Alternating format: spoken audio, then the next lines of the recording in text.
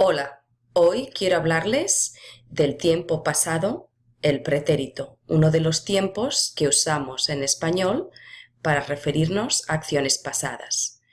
He preparado una presentación para revisar las irregularidades de este tiempo verbal. Vamos a verlas. El pretérito en español.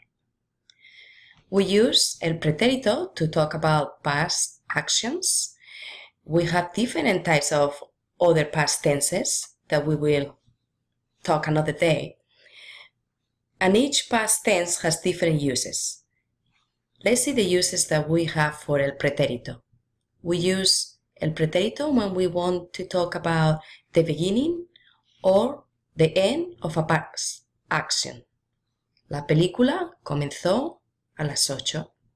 Anoche terminé de trabajar a las 10.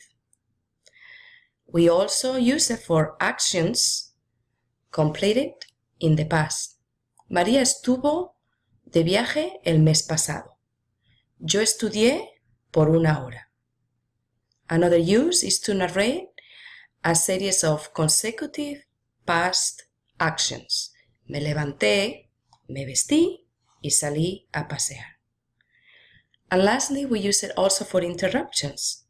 When an action ongoing in the past was interrupted by another action. Like Juan paseaba, an ongoing action, cuando se encontró, that's the action that interrupted the action that was ongoing, a su amigo Pedro. So this verb will be in el pretérito. The conjugation of the pretérito is simple for the regular verbs, and you have it listed here. It changed for er and ir, but it's the same for both of them. That's the good thing. Oops. That's the same, but for are it's just few changes, like first person, second person. So you should review both of them. But for the regular verbs, as I mentioned, it is very simple. The problem starts with the irregularities of this verb. We have different types of irregular verbs. We have the first group. So I divided in 5 groups. The first group, they are the verbs that end on car, gar, and zar. For example, aparcar, apagar, or rezar. Those verbs, they change the first person to aparqué,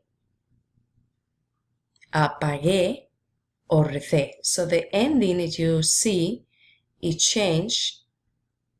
So you have to study this group of verbs. The second group is ser and estar. They are irregular, but they use the same conjugation. The context will let you know which verb is being used.